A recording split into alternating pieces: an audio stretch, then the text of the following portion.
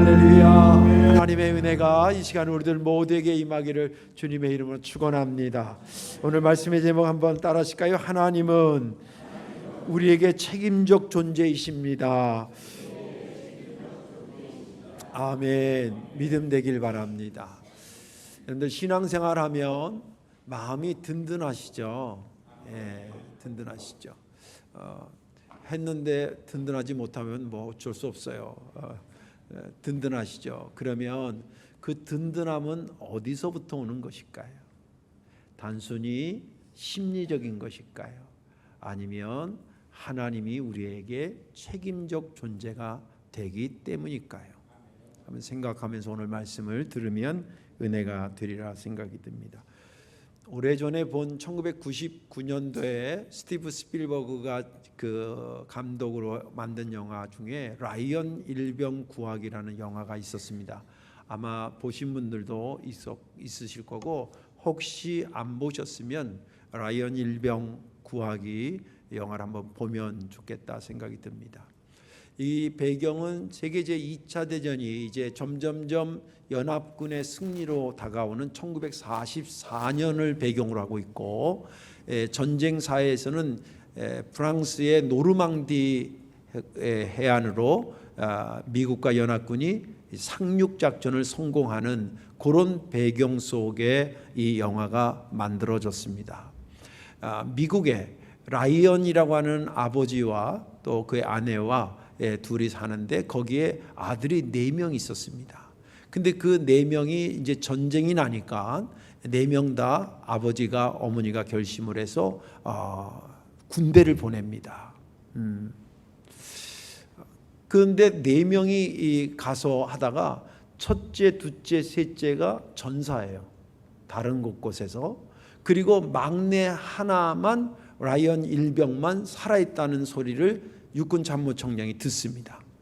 근데 너무 가슴이 아프잖아요. 세상에 한 명이 죽어도 가슴이 미어지는데, 내 형제를 다 보냈는데 3명까지 죽었으니 그 어머니 아버지의 마음이 얼마나 힘들겠나, 이거를 생각하고 책임감을 느끼고, 특별히 그 한 명 남아있는 라이언 일병은 전쟁이 어떻게 됐든지 간에 무조건 본국으로 송환해라, 살려줘라, 구출해라, 이런 겁니다. 그래서 이제 특별 구조팀을 만들어서 대위를 팀장으로 해가지고 7명 해서 총 8명이 그 팀을 꾸밉니다.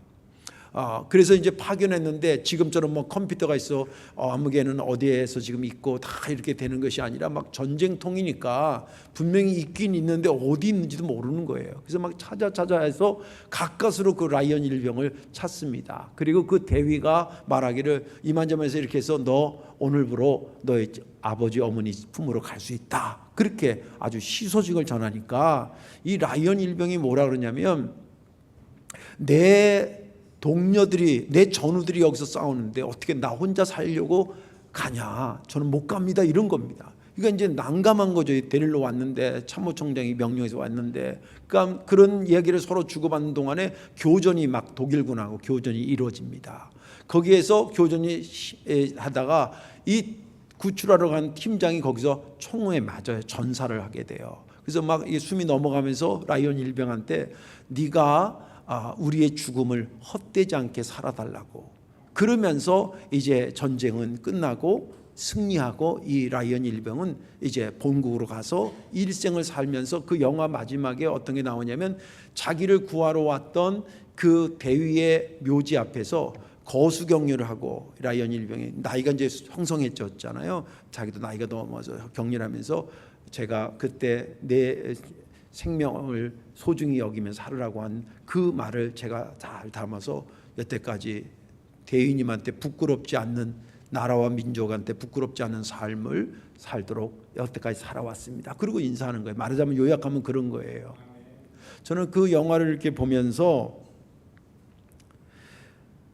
한 일개 병사에 대해서 미국 국가가 책임적 존재로 서 있다라고 하는 것이 너무 선명하게 느껴졌어요. 야, 그러니까 저런 나라의 책임적 자세를 갖고 있으니까 저 나라 국민의 군인들이 저렇게 목숨 걸고 가서 일하는 거구나 라는 생각을 하게 됐습니다. 그러면서 생각에 내 영혼에 대한 영원한 책임적 존재는 누구일까? 이런 생각을 하면서 그 영화를 본 적이 있습니다. 오늘 말씀에 저와 여러분들 잘 들으시고 하나님은 나의 영원한 책임적 존재로 계신다라고 하는 것 확신 갖기를 주님의 이름으로 축원합니다. 오늘 말씀의 배경은 이스라엘 백성들이 요셉 시대 때에 가나안을 떠나서 애굽에 가서 세월이 430년이 흘렀습니다.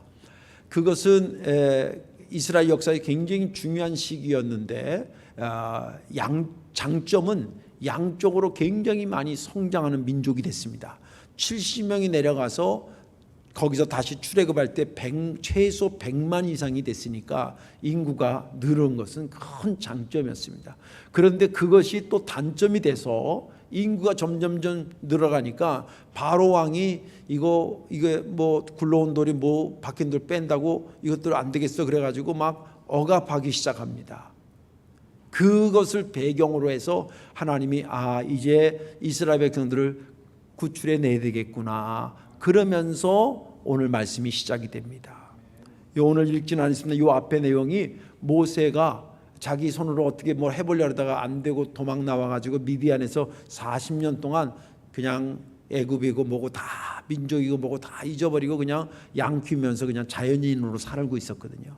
근데 어느 날 보니까 이 호렙산에 떨기나무에 이렇게 불이 붙었는데 이 나무가 타고 없어져야 되는데 불은 있는데 나무가 안 타고 있는 거예요. 그래서 신기해서 그쪽으로 점점 가까울 때에 하나님께서 야 이것은 거룩한 곳이니 네 신을 벗어라 뭐 그런 얘기하면서 이제 말씀이 오늘 본문의 시작인 겁니다. 모세야 내가 내 백성이 저기서 저렇게 고통하는 것을 내 눈으로 분명히 봤어. 그리고 그 압박자에 의해서 그들이 막 힘들고 어려워서 부르짖는 소리도 내가 들었어. 그리고 그들이 뭘 근심하고 있는지 그 근심도 내가 다 알게 됐어. 그러니 어떻게 내가 저들을 향해서 아무런 반응을 안 일으키고 있을 수 있겠니? 내가 움직이기로 마음을 먹었단다. 내가 내려갈 거야. 내가 애굽에 가서 그들의 손에서 이스라엘 내 백성을 건져내고 인도해서 내가 그 조상에게 약속했던 젖과 꿀이 흐르는 땅, 광대하고 좋은 땅, 가나안 땅으로 내가 그들을 인도해 내 갈 거야. 그러니 모세야 내 마음을 네가 잘 가지고 내가 너를 애굽에 보낼 테니까 나와 함께 너를 애굽에 보낼 테니까 네가 애굽에 가서 이스라엘 백성들을 데리고 나오도록 해라. 그것이 오늘 본문의 전반적인 내용입니다. 저는 이 본문을 읽으면서 특별히 7절 말씀이 굉장히 은혜가 됐습니다. 여호와께서 이르시되 내가 애굽에 있는 내 백성의 고통을 분명히 보고 그들이 그들의 감독자로 말미암아 부르짖음을 듣고 그 근심을 알고 라는 규절이었습니다. 여기서 특별히 제가 은혜 받은 것은 하나님이 보고 계시고 듣고 계시고 그 마음을 알고 계신다는 것. 이스라엘 백성들에게 하나님이 타인처럼 제3자 입장에서 서 계시는 것이 아니라 철저하게 그의 책임적 존재로 서 계시는 것을 보면서 은혜가 됐습니다. 왜냐하면 성경에서 하나님의 백성인 이스라엘 백성에게 그렇다는 얘기는 곧 하나님의 백성 나에게도 여러분들에게도 성도교회 온 지구상에 있는 하나님의 백성에게도 하나님은 똑같이 책임적 존재로 서 계신다는 것을 의미하기 때문입니다. 오늘 말씀에 저와 여러분들 은혜 받으시고 세상이 얼마나 힘들고 어렵고 외롭습니까? 그때 하나님이 나의 책임적 존재다. 그 믿음으로 담대하게 세상을 이겨나가시기를 주님의 이름으로 축원합니다. 오늘 말씀은 크게 두 덩어리인데 하나님은 어떤 것에 그렇게 책임적 존재이실까라고 하는 것, 그리고 그렇게 책임적 존재이신 하나님은 어떻게 역사하시는 것일까, 이렇게 두 말씀을 나누고자 합니다. 하나님은 어떤 것에 대해서 그렇게 책임적 존재이냐면 언약에 대해서 책임적 존재이십니다. 약속하신 것에 대해서 책임적 존재라 이 말입니다. 출애굽기 2장 24절을 보겠습니다. 하나님이 그들의 고통 소리를 들으시고 하나님의 아브라함과 이삭과 야곱에게 세운 그의 언약을 기억하사. 이 말씀이 중요한 것은 출애굽기를 왜 했는지 아냐라고 하는 그 원인과 이유를 소개하고 있습니다. 이 말씀을 보면 출애굽기를 하게 된 동기가 이스라엘 백성들이 거기서 고난당하고 힘들고 그러니까 그게 불쌍해서 건져낸 게 아니에요. 잘 아셔야 됩니다.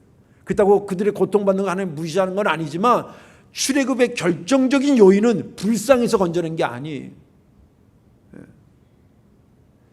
그들의 조상에게 약속하신 것을 책임적으로 지시기 위해서 책임자로서 서기 위해서 그 출애굽의 역사를 이루셨다고 성경은 말해주고 있습니다. 하나님은 약속한 것에 대해서 언약에 대해서 책임적 존재라는 얘기는 뭐냐면 쉽게 얘기하면 하나님은 약속하면 반드시 성취하신다는 거예요. 반드시 이루어진다는 거예요. 그것이 뭐 때문에? 약속한 것 때문에. 열왕기하 13장 23절에도 그 얘기를 다시 한번 반복하고 있습니다. 열왕기하 13장 23절에 여호와께서 아브라함과 이삭과 야곱과 더불어 세우신 언약 때문에 이스라엘에게 은혜를 베풀며 그들을 불쌍히 여기시며 돌보사 멸하기를 즐겨하지 아니하시고 이때까지 자기 앞에서 쫓아내지 아니하셨더라. 하나님은 약속에 대해서 언약한 것에 대해서 철저하게 책임적 존재를 철저하게 책임적 존재로 계시려고 그러면 두 가지 충족 조건을 충족시켜야 됩니다. 첫째는 그 언약을 잊어버리면 안 돼요. 잊어버리면 안 돼요. 우리는 이게 요새 살다 보면 저 같은 경우도 항상은 아닌데 어쩌다가 이제 약속을 했는데 깜빡 잊어버려요. 그래서 그 전날 이제 문자로 내일 모임 있는 거 아시죠? 그러면 아이고 전화로 네 하고 뭐였지? 그리고 막 찾아보는 경우도 있어요. 웃는 사람은 공범이요. 예. 깜빡 잊어버려요. 깜빡 잊어버려요. 예. 제가 나빠서도 아닌데 그래요. 하나님이 책임적 존재라는 것은 약속한 것은 잊어버리시는 적이 없어요. 졸지도 주무시지 않는다라고 하는 하나님의 우리의 돌봄의 입장은 시간적으로 표현하고 있지만 그것을 약속의 개념에서 해석하면 하나님은 당신하고 나하고 약속한 것을 절대 잊어버리지 않아요. 졸지도 주무시지도 아니하신다. 두 번째 충족 조건은 뭐냐면 그것을 실행하기 위해서 절대 능력이 있어야 됩니다. 다시 말해서 그 약속을 할 때는 괜찮았는데 그 막 약속을 지키려고 할 때에 내 상황이 좋지 못해서 못 지켜줄 때가 있어요. 내가 그 사람을 싫어하거나 나빠하거나 그러지도 않는데. 이해가 되시죠? 예. 그런데 하나님은 약속하신 것이 성취될 때에 큰 방해가 일어나고 큰 벽이 나타나고 큰 산이 나타나더라도 그걸 뚫고 이루신다는 거예요. 그걸 절대 능력이라 그래요. 오늘 본문에도 보면 이스라엘 백성들이 출애굽하는 거 아닙니까? 출애굽은 언약에 따라서 이루어진 거라는데 그 언약의 내용이 뭐냐면 아브라함 했던 언약이에요. 크게 여러 가지인데 크게 두 가지입니다. 후손에 대한 축복. 네 자녀가 하늘의 별처럼 바다의 모래알처럼 네가 순종하고 나를 따르면 내가 이루어지리라. 또 네가 순종하고 나를 따르면 내가 약속의 땅에 너 살게. 땅에 대한 문제였습니다. 그래서 하나님께서 이스라엘을 애굽에 보내서 인구를 불렸어요. 신학적으로 보면 굉장히 그게 중요한 겁니다. 인구를 불렸어요. 번성케 했어요. 그러면 그 번성케 하신 것을 이제 번성케 해가지고 가나안 땅에 와야 되는데 그 번성케 하는 과정에 큰 난관이 두 개 부딪혔어요. 첫 번째 난관은 뭐냐면 바로가 이렇게 보니까 이스라엘 백성이 자꾸 인원이 늘어가니까 그 히브리 산파들을 시켜서 아기가 낳았을 때 아들이면 다 죽이라 그랬어요. 근데 성경은 말하기를 그 출애굽기 앞에 1장에 나와 있는데 하나님께서 그 산파에게 지혜를 주시고 은혜를 주셔서 그 백성이 그렇게 억압하는데도 번성했다고 성경은 기록하고 있어요. 믿음 되시기 바랍니다. 그리고 가나안 땅에 데려가려는데 이 바로가 놔줘야 되는데 안 놔주는 거예요. 여러분들 바로가 우리가 성경에 바로 그러니까 그냥 왕인가 보다, 이집트의 왕인가 보다, 이 권세가 어느 정도 세냐면요, 지금 미국의 대통령보다 더 권한이 세면 셌지 작지 않아요. 그게 이스라엘 백성도 딱 쥐고 있는데 이걸 어떻게 풀러내냐고요. 근데 역사는 이스라엘 백성들이 하나님의 약속하신 대로 가나안 땅에 왔어요, 못 왔어요? 성경은 왔다고 기록합니다. 그런데 이거는 그냥 자료에도 그 고대 근동사 그 자료들 보면 성경 아닌 자료들도 있는데 이스라엘 백성들 핫비루라고 나와요. 핫비루. 히브리의 어원적으로 원 이름을 핫비루. 그 저기가 애굽에서 무리를 일으키고 나갔다 그렇게 표현돼 있어요. 이집트 역사에 나와 있는 거예요. 그렇죠. 그때 간 건 분명한데 지금 사는 가나안 땅에 살고 있는 이스라엘은 여기서 온 거지 공중에서 뛰어내려서 온 게 아니거든요. 하나님이 인도해서 그 과정을 성경은 모세를 통해서 광야를 거쳐서 들어왔다고 하는 것을 자세히 얘기하지만 다른 나라의 자료에 보면 나갔다 그렇게 표시되어 있고 들어갔다 그 정도로 표시가 되어 있어요. 이것은 무슨 말이냐면 역사적으로도 이스라엘 백성이 애굽에 간 게 사실이고 거기서 나와서 여기까지 온 것이 사실이라고 하는 것을 여러 가지로 입증하고 있다는 거예요. 결론적으로 추론하면 하나님이, 제가 말하는 것은 뭐냐, 하나님의 약속은 하면 엄청난 것이 방해하고 그 누구가 방해하더라도 하나님이 약속하신 건 반드시 이루어지기 때문에 그 절대 능력이 거기에 있다는 것입니다. 그런 맥락에서 본다고 한다면 우리와 하나님의 언약의 약속, 그 다음에 성취하는 책임자로서의 존재, 이것은 어떻게 해석해야 되는가? 우리도 똑같습니다. 예를 들자면 이런 겁니다. 우리가 성경을 읽고 설교를 듣잖아요. 설교 듣고 성경을 읽지 않죠. 성경을 읽고 설교를 하는 것은 뭐냐, 지금부터 하나님의 구약과 신약 약속의 말씀을 선포한다는 거예요. 저는 막 억지로 막 아멘 하세요, 왜 아멘 안 하세요, 막 이렇게 하지 않습니다. 근데 아멘 하는 사람이 복된 사람이에요. 왠지 아세요? 여러분 한번 계산을 해봐요. 아무리 우둔해도 제가 지금부터 제 말에 아멘하는 순간에 10만 원씩 주겠습니다. 그리고 아멘을 10번 하면 10번 아멘 하겠어요, 안 하겠어요? 아마 12번은 할 거예요. 이 설교는 신학적으로 그런 거예요. 하나님의 약속을 선포하고 그 약속을 아멘으로 accept한다는 게 받아들이고 그렇게 되기를 원한다는 게 그런 거죠. 내가 주겠다는데 상대방이 가만히 있어. 그럼 못 받는 거지요. 또 못 주는 거지요. 무슨 말인지 이해가 되시죠? 이 설교 시간은 여러분 간단한 시간이 아니에요.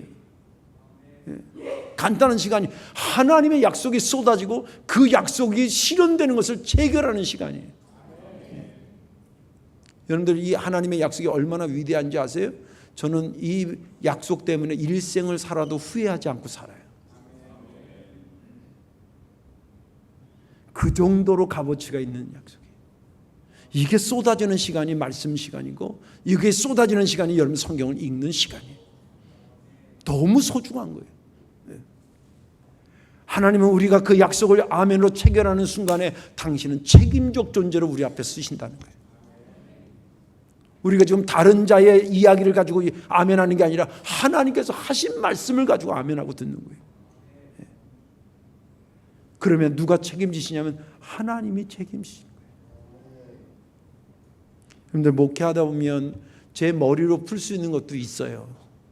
그런데 어떤 거는요, 내 머리나 내 지식이나 내 모든 걸 총동원해도 풀 수 없는 문제들이 있어요. 내 목회 안에. 그래서 제가 기도하는 기도 내용을 바꿨어요. 하나님 목회를 잘하게 능력 달라고 했던 기도를 처음 목회도 해오다가 어느 순간이 딱 해서 하나님의 목회를 이루시옵소서. 저는 따라가고 순종할 뿐입니다. 근데 제가 붙잡는 것은 뭐냐면 주의 명령을 가지고 가면 네가 무엇을 하든지 어디 가든지 내가 너와 함께 하신다고 주님 약속하셨거든요. 그 약속 붙잡고 목회하는 거예요. 하나님은 우리에게 헛말하거나 엉뚱한 말하거나 거짓말하거나 이런 하나님이 아니에요. 말씀하신 그 언약에 대해서 철저하게 책임적 존재이시기 때문에 여러분들이 마음속에 은혜로 붙잡힌 말씀, 그 말씀 붙잡으면 그분이 책임적 존재로 역사하실 줄로 믿습니다. 자, 그러면 하나님이 책임적 존재라고 그러셨고 존재론적으로 얘기했잖아요. 근데 그 하나님이 어떻게 역사하시냐, 그 책임적 존재이신 하나님이 나에게 어떻게 책임지시로 역사하시냐고 그 방법을 한번 살펴보도록 하겠습니다. 그것은 요약하자면 아주 구체적으로 역사하신다고. 아주 구체적으로. 책임적 존재라는 것을 명사적 의미가 있고 동사적 의미가 있습니다. 책임적 존재는 말 언어적으로는 명사예요. 그래서 그분의 위치가, 그분의 존재가 뭐냐면 책임적 존재라는 거예요.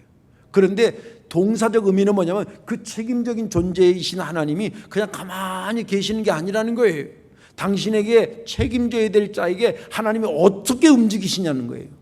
오늘 본문은 그 동사적인 의미에서 말씀이 시작됩니다. 여기 요약해 보니까 하나님이 세 가지 차원에서 구체적으로 책임자적으로서 역사하셔요. 첫째는 관심과 공감이에요. 관심과 공감. 그다음 두 번째는 그것을 어떻게 해야 될지에 대한 방법이에요. 그리고 세 번째는 뭐냐면 실행이에요. 먼저 하나님의 관심과 공감이 얼마나 구체적으로 책임적 존재로서 우리에게 역사하신지를 살펴보도록 하겠습니다. 7절을 다시 한번 읽을게요. 여호와께서 이르시되 내가 애굽에 있는 내 백성의 고통을 분명히 보고 그들의 감독자로 말미암아 부르짖음을 듣고 그 근심을 알고. 여기서 중요한 단어는 보고 듣고 알고예요. 보고 듣고 알고. 근데 이게 왜 중요하냐면 우리에게 대해서 하나님이 책임적 존재로 역사하신다고 하는 것을 잘 보여주는 동사이기 때문에 그래요.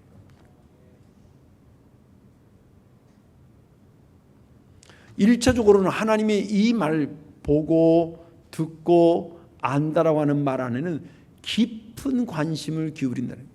여러분들 관심이 없으면 들었는데도 들려요, 안 들려요? 잊어버려요. 봤는데도 본지도 몰라. 관심이 없으면 그래요. 그러나 하나님은 그렇지 아니하신다는 거예요. 그리고 그 관심에서 끝나지 않고요, 공감으로 확대돼요. 공감. 그걸 어떻게 목사님 알 수 있습니까? 보고 듣고 안 것에 앞에 꾸며주는 형용사가 공감하고 있다는 것을 얘기하고 있어요. 예를 들자면 봤다는데 뭘 봤냐면 이렇게 표현되어 있어요. 내 백성의 고통을 분명히 봤다래. 내가 얼뜻 봤는데 이게 아니라 내 백성의 고통을 어떻게 분명히 봤다는 거예요. 그리고 들을 때도 어떻게 그냥 이 귀로 들은 정도가 아니라 그의 부르짖음을 들었다는 거예요. 부르짖음을 들었다는 거예요. 앞에 꾸며주는 말들을 보십시오.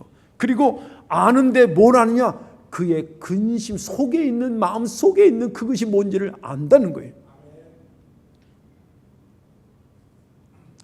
그냥 대충 듣고 대충 보거나 대충 아는 게 아니에요. 분명히 보고 분명히 부르짖음을 듣고 내가 그 근심이 뭔지를 분명히 알고 계신다는 거예요. 이게 뭐냐면 관심에서 어디로 넘어간 거예요? 공감하고 있다. 일전에 어떤 사회학적인 책을 이렇게 보니까 거기에 현대인들의 사회 인식에 대한 문제를 얘기하면서 이런 얘기를 하더라고요. 굉장히 동감했어요. 현대인들은 어려운 사람을 보면 동정은 하는데 공감은 못한다. 동정은 하는데 공감은 못한다. 혹은 안 하려고 그런대. 왜 그러냐? 그 얘기를 오늘 설교로 연결시키자면 사람은 상대방에 대해서 누군가에 대해서 책임적 존재로 사는 걸 싫어한다 이 말이에요. 왜 싫어하는지 알죠? 어렵거든. 그러나 우리 하나님은 그렇지 않다는 거예요. 하나님은 우리에게 관심 기울이시고 그리고 뭐예요? 공감하시고 그것이 하나님께서 우리에게 책임적 존재로 하시는 첫 번째 행동이고 움직임이시에요. 두 번째는 그분은 그 방법에 있어서도 그 방법에서도 아주 치밀합니다. 얼마나 책임적으로 그 방법을 채택하실지 몰라요. 8절을 보겠습니다. 내가 내려가서 그들을 애굽인의 손에서 건져내고 그들을 그 땅에서 인도하여 아름답고 광대한 땅, 젖과 꿀이 흐르는 땅, 곧 가나안 족속과 헷 족속과 아모리, 브리스, 히위, 여부스 족속의 지방에 데려가려 하노라. 여기 보면 내가 내려가신다는 거예요. 이 엄청난 책임을 그냥 시키고 야 그거 가봐 그런 게 아니라 내가 간다는 거예요. 지금 근데 우리 출애굽을 잘 보면 아시지만 실제 눈에 보이기는 누가 갔어요? 모세가 갔잖아요. 모세가 갔는데 모세 혼자 간 게 아니라 하나님이 먼저 가셨다는 거예요. 그래서 모세에게 그러잖아요. 아우 제가 가서 누구라 그래요? 누가 보냈다 그래? 야 너 지팡이 있지? 지팡이 가지고 기적을 막 하잖아요. 뭐 던졌다 뱀 밑에다 잡았다 지팡이 이거 하면서 이게 내가 너와 함께한다는 증거라고 그러잖아요. 할렐루야. 예. 여러분 책임적인 사람은요 자기가 그 자리에 꼭 가요. 그리고 나머지 건 시키더라도 현장에 꼭 가요. 이게 책임적 존재의 모습이. 주님은 우리를 대충 사랑하는 게 지금도 이곳에 와 계신 줄 믿으시기 바랍니다. 예, 그거예요. 내가 간다. 내가 간다. 내가 가서 그들을 건져내고 인도하여 데려오겠다. 하나님의 방법은 대충 두리뭉실하지 않아요. 남 시켜서 어떻게 하라고 그러지 않아요. 당신이 직접 하시는 그 방법을 채택하셔요. 그리고 마지막 하나는 하나님은 책임적 존재이기 때문에 그것을 꼭 실행하셔요. 꼭 실행하셔요. 9절과 10절을 보겠습니다. 이제 가라. 모세한테 이제 가라. 지금 실행하겠다는 걸 생각만 하고 있겠다는 거예요. 실행하겠다는 거예요. 이게 참 중요합니다. 예, 이제 가라. 이스라엘 자손의 부르짖음이 내게 달하고 애굽 사람이 그들을 괴롭히는 학대도 내가 보았으니 이제 내가 너를 바로에게 보내어 너에게 내 백성 이스라엘 자손을 애굽에서 인도하여 내게 하리라. 하나님이 관심과 그리고 공감을 하시고 끝난 게 아니라 거기에 구체적으로 어떻게 도울지를 방법을 생각하시고 또 방법으로 생각하고 생각으로 끝나지 않고 실제 실행이 하셨다는 거예요. 이제 가라. 이제 내가 너를 바로에게 보내어 건져내겠다. 하나님의 책임적 존재의 특징은 끝까지 완수하는 겁니다. 끝까지. 예. 우리나라 속담에도 있잖아요. 끝이 나야 끝이에요. 용두삼이라는 말도 있잖아요. 맨 처음에 막 하는 것처럼 엄청 했는데 끝에 가서는 그냥 보잘것없이 그거 안 돼요. 끝이 중요해요. 끝이. 예. 여러분들 오늘 신앙 묵상 읽어봤어요? 안 읽어봤구나. 공들여 쓴 거니까 공들여 읽으세요. 거기에 내용이 뭐냐면 지난주에 뜻밖의 제가 선물을 받았어요. 본죽에서 3인분 죽을 이따만큼 시켰는데 우리 사람 이거 누가 시켰는지 모르는 거예요. 나한테 연락이 왔어요. 저도 안 시켰어요. 그러면 거기 회사에다 그 가게에다 전화해보라고 전화했더니 배달을 잘못한 거예요. 응? 그러면서 좀 주실 수 없냐고. 그렇잖아요. 그래서 따뜻하니까 그래서 알았다고 먹겠다고 대신 제가 3인분 돈은 다 못 내고 절반만 내겠다고. 그때 그 주인 하는 말이 아유 걱정하지 마세요. 배달 사고 낸 업체가 그 돈은 다 물어내게 돼 있대. 그러니까 자기는 거기서 다 받았으니까 드셔만 달래. 내가 이렇게 복 받은 사람이에요. 아주 매일 그런 복만 있으면 좋겠어. 근데 그걸 가만히 생각하니까 음식을 만든 것도 잘하고 배달을 음식을 받아서 나온 것도 잘한 거예요. 근데 뭘 못했냐면 끝을 못했어. 끝을. 딴 집에 가야 될 거 우리 집에다 갖다 준 거예요. 하나님은요, 우리는 그런 실수할 수 있어요. 그래서 우리가 책임적 존재가 되기 힘든 거예요. 그러나 하나님은 끝까지 완전히 맞춤뼈까지 정확하게 찍으시는 분이에요. 믿음 되시길 바랍니다. 아까도 얘기했잖아요. 지금 이 이야기는 출애굽의 초장의 이야기, 초반의 이야기인데 출애굽기 마지막은 들어간 걸로 끝나요? 못 들어간 걸로 끝나요? 들어간 걸로 끝나잖아요. 할렐루야. 그게 책임적 존재로서의 하나님의 하시는 모습이라 이 말이에요. 우리에게도 그 하나님은 약속만 드렸다 하고 약속 실현할 때 대충 모르는 척하고 그러시는 하나님이 아니라 이 말이에요. 우리에게 약속하신 것은 반드시 이루어져요. 여러분들 이 교회를 처음 86년 전에 여기 세울 때 그때 계셨던 분이 지금 계셔요? 아무도 안 계셔요. 근데 그분들이 붙잡고 이 교회를 자기 건물을 내면서 여기서 그 개척을 한 그 붙잡았던 게 뭐냐면 하나님에 대한 약속에 대한 붙잡음이에요. 우리는 86년 뒤에 이 성도교회가 어떻게 될지 모르지만 하나님은 반드시 역사할 줄로 믿습니다. 그리고 헌신한 거예요. 하나님의 책임적 존재라고 하는 것을 그들이 믿고 행하는 거죠. 우리 역시도 그런 하나님이 내게 있다는 것 확신하시기를 주의 이름으로 축원합니다. 이제 말씀을 정리하겠습니다. 누군가에게 책임적 존재로 산다는 것은 쉽지 않습니다. 그래서 식구들을 먹여 살리는 가장의 어깨가 무거운 거고요. 어린아이를 키우는 어머니의 가슴이 먹먹한 겁니다. 이 쉽지 않은 누군가는 나의 인생에 대한 책임적 존재가 있어야 되지 않겠습니까? 나도 나를 책임지지 못하고요. 사랑하지만 아내가 나를 책임지지도 못하고 내가 그를 책임지지도 못하고 나의 영원한 책임적 존재는 오직 살아계신 하나님인 줄로 믿으시기 바랍니다. 그분이 있다는 것이 책임적 존재로 계신다라고 하는 것이 그거 자체가 은혜고 그분이 나하고 관계연히 믿음 안에서 예수 안에서 십자가 안에서 되어졌다는 것도 축복이고 그 믿음을 가지고 내가 담대하게 살아가는 것 역시 축복인 것입니다. 우리에게 책임적 존재로서 계신 하나님께 부끄럽지 않게 여러분들의 삶을 힘있게 살아가시기를 주님의 이름으로 축원합니다. 기도하겠습니다. 나의 하나님 감사합니다. 주의 은혜를 우리가 어찌 잊을 수 있겠습니까? 주님이 나의 책임적 존재가 되지 아니하면 내가 무슨 의미가 있겠습니까? 내가 내일을 어떻게 자신 있게 나아갈 수 있겠습니까? 오늘까지 살아오는 동안에도 주님이 나의 책임적 존재였기 때문에 살았고 또 내일 역시도 주께서 나를 책임지실 줄 믿고 내일을 열어갑니다. 자비하신 아버지 하나님, 특별히 이 예배에 참여한 우리 청소년부 아이들이나 청년들이나 또 교회 학교 어린 생명들에게 오늘 이 말씀이 은혜가 되게 하셔서 앞을 열어가고 미래를 살아가는 저들에게 하나님이 내게 영원한 책임적 존재라는 믿음을 가지고 담대하게 살아가게 도와 주옵소서. 감사드리며 예수님의 이름으로 축복하며 기도하옵나이다. 아멘.